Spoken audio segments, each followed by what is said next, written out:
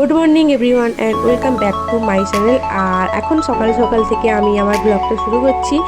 একদম সকালে কিন্তু বোনেরা চলে এসছে আমার বাড়িতে ফুল তুলতে, কারণ ওর দাদুর শ্রাদ্ধ আছে, কিন্তু সেটা কাঁথিতে জেঠুর বাড়িতে, ওই জন্য কিন্তু ওরা কাঁথি যাবে, তাই সকাল সকাল ফুল তুলতে এসছে। ফুল, বেলপাতা, দুর্বা ঘাস যা যা লাগে সব কিন্তু তুলে নিচ্ছে, তারপর কিন্তু ওরা সবাই মিলে কাঁথি চলে যাবে। আর আমি এখন কিন্তু আলতা পরে নিচ্ছি, কারণ মার্জনা হয়ে এরপরে কিন্তু যারা বিবাহিত তারা সিঁদুর আলতা সব পরবে, আর আমি কিন্তু আলতা পরছি, কারণ এতদিন আলতা সিঁদুর কিছু পরা যাবে না। আর মা পরে নিয়েছে আলতা, এখন আমি কিন্তু পরতে বসছি। আর আলতা পরতে বেশ ভালোই লাগে, এই দেখো কি সুন্দরভাবে আলতা পরে নিচ্ছি।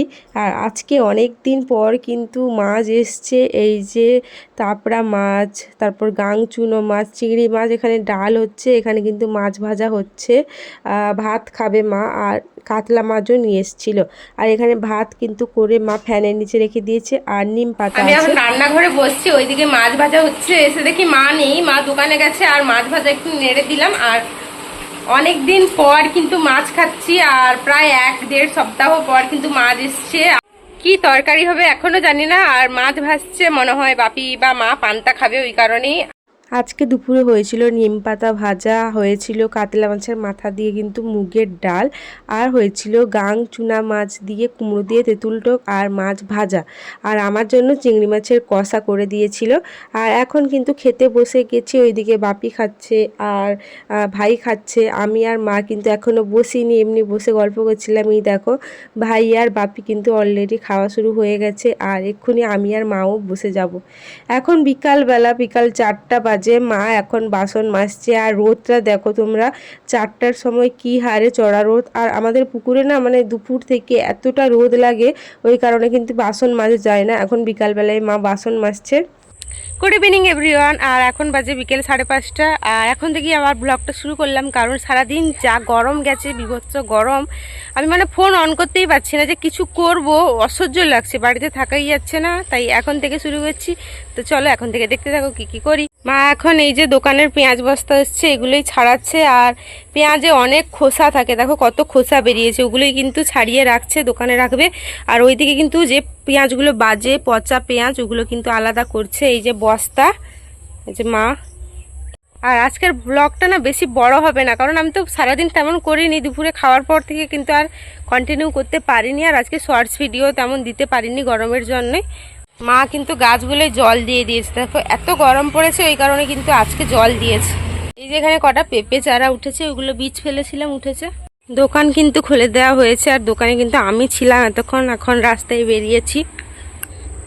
প্রায় সন্ধ্যা হয়ে গেছে, আর আকাশে মেঘও নেই যে বৃষ্টি হবে।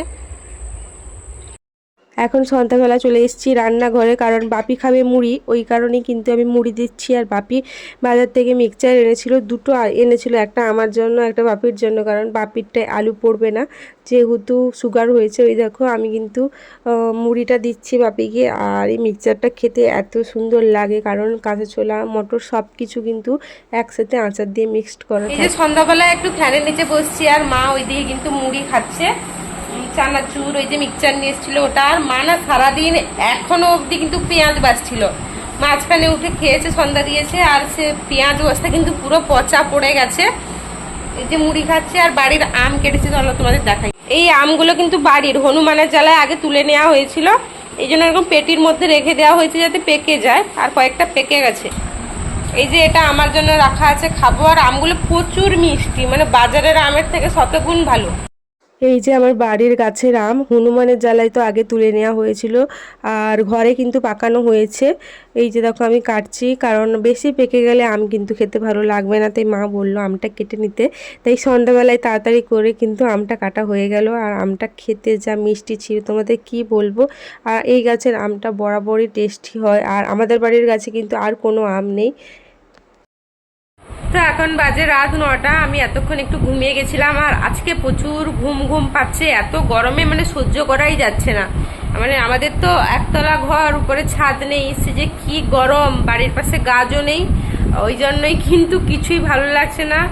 আর রাতে ভাত খাবো আমি, দুপুরের তরকারিগুলো আছে, মা সেরকম কিছু করেনি। আর মা ওইদিকে রুটি করছে, যেহেতু বাপির সুগার ধরা পড়েছে, তো মা বাপি ভাই সবাই রুটি খায়। আর আমি একবারে রুটি খেতে পারি না, মানে রুটি খাইই না, টোটালি না খেয়ে থাকবো ঠিক আছে, রুটি আমি খাই না, পছন্দও করি না, ওই কারণে কিন্তু পান্তা খাবো।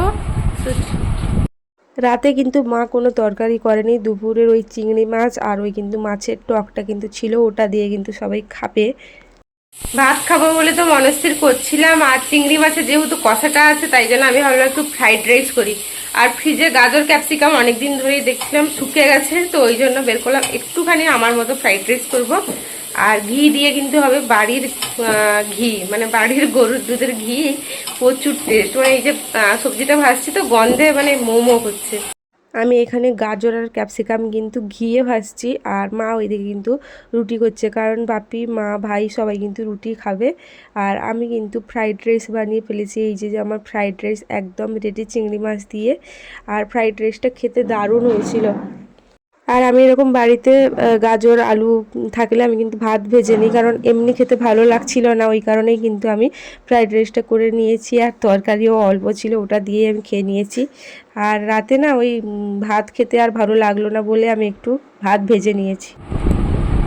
খাওয়া দাওয়া শেষ, এখন চলে এসেছি মায়ের ঘরে। আর আজকে মায়ের কাছে শুভ, কারণ আমার বিছানাটা মানে এত নোংরা হয়েছে, বেডশিট তো ধোয়া হয়নি, আর প্রচুর পিঁপড়ের উপদ্রব। এতটা পিঁপড়ে কোথা থেকে আসছে কালকে দেখতে হবে।